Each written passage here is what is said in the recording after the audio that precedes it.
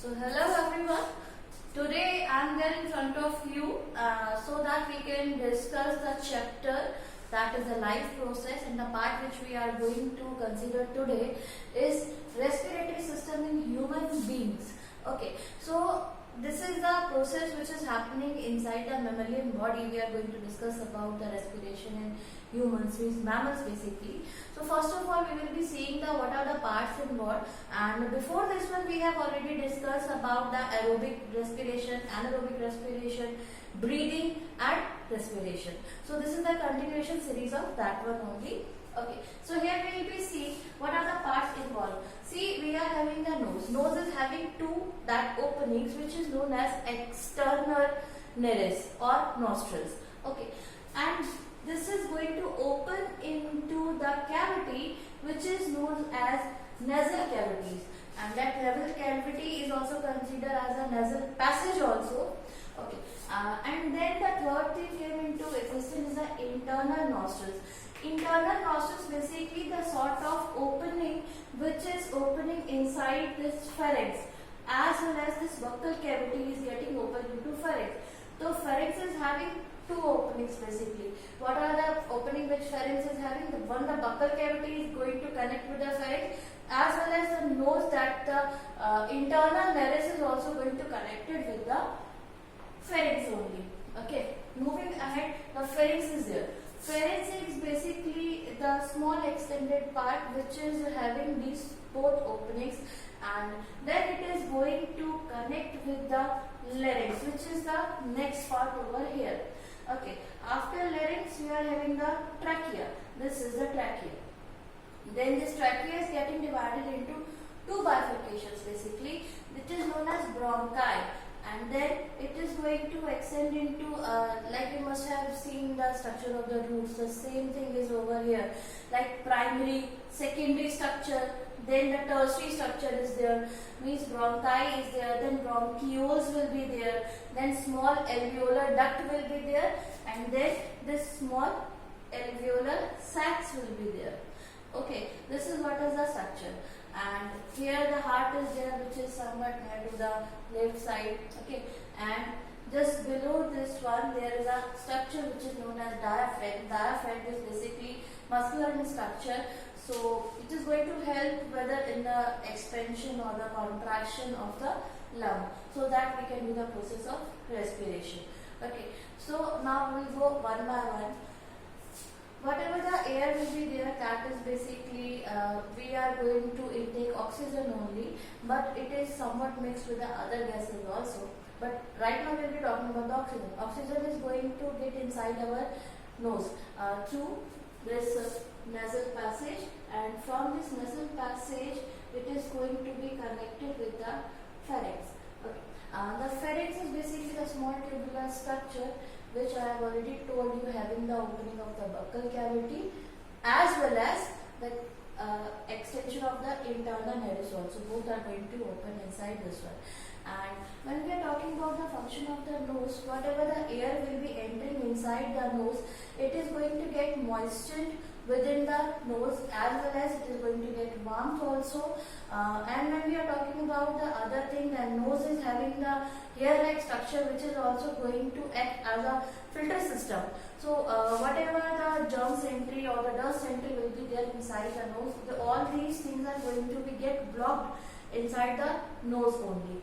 As well as the inner lining or the epithelium of the nose is also having the mucus, which is basically going to stick all these materials so that they cannot get entry inside the our nasal passage or internal nares. This is what is the function of basically nose. And when we are talking about this one area, the pharynx, it is going to get connected with the buccal cavity as well as the internal nostrils.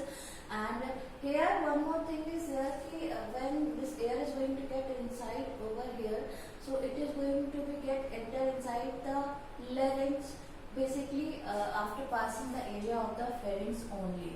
And all these things are having the linings of epithelium only. Then there is a larynx. Larynx is basically the voice box which is having the sort of vocal cords when these vocal cords are going to get stretched, then with the help of our tongue, with the help of our palate, the upper hard bony part of our mouth. So and these parts are going to help basically in a talking or the speech. So whatever the vibration will be there inside the larynx vocal cord, it is going to convert into speech with the help of these organs like a palate, like tongue. Okay. So one more thing is present in the pharynx is basically the area of glottis. Glottis is basically the sort of structure which is present inside the throat, and its basic function is to guide food and wind, the air, into different passages. Like for our gaseous exchange, we are having the windpipe, and when we are talking about the food, then we are having the food pipe also. But when this epiglottis, which is the sort of lid which is present on the glottis area, its major function is basically to do the opening and closing of the air tract. So when this opening and closing of the air tract is required, means whenever we are eating food, then we are swallowing the food. While swallowing the food, our food pipe is going to be open, and that food is going to travel inside the food pipe only. And that time windpipe need to be closed so that food particles should not enter inside the windpipe. For that, this epiglottis, the small lid, is going to close the opening of your windpipe so that food should not stuck inside the windpipe. So this is what is the function of the glottis and epiglottis. Then there is a larynx. While the childhood age or before the puberty, it is the sort of same structure as seen in the case of both girls and boys. But at the age of puberty or after that also, in boys this larynx is going to expand in size, or it will swallow, and it will be a swollen condition will be there. That time it will be termed as a Adam's apple, which is only present inside the males. This extended structure which is not visible in females. After that, it is going to connect with the muscular pipe which is known as a trachea. Trachea is having ring-like structure which is made up of cartilage basically. So now the thing is there ki why they are having this cartilaginous structure. This cartilage is basically present so that whatever the air is going to enter inside, while entering of the air, it should not collapse. If it will be collapsed, then there will be obstruction in the respiration process. Okay, so then this trachea is going to make the structure intact. Then the air is going to pass into this bronchi, which is further muscular in structure and having two extended portions. And this bronchi is going to expand into bronchioles, and these are the small alveolar ducts.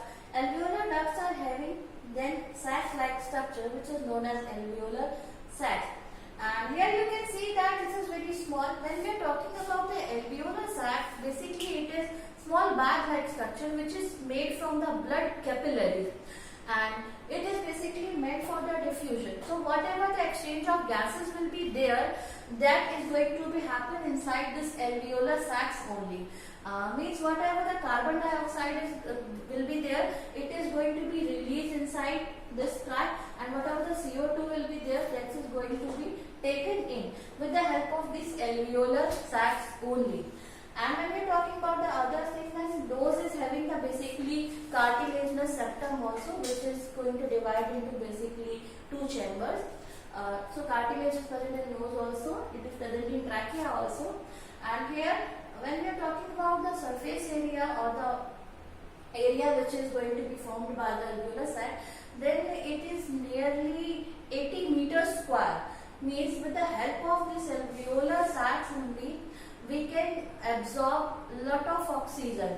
So it is not a small bag-like structure only. When you will be opening, then it is a very big vast area. So all the diffusion is going to happen inside this alveolar duct, and this is a diaphragm which is going to move so that this air inside the lungs is going to be released out. When this diaphragm will move down, that time the air is going to be filled inside the lungs. So this is how it's working. Okay, so here is a pathway. First thing, external nostrils, then the air is going to enter inside to the nasal cavity, from nasal cavity to internal nostrils, then to pharynx, then to larynx, then to trachea. Okay, then from trachea to bronchi, bronchioles. So basically this lung is a very spongy tissue which is reddish or pinkish in color, and it's a very delicate organ. That is the reason it is present inside the rib cage. So rib cage is going to get protection to the lungs. Okay, so this is about the respiratory system in the human beings.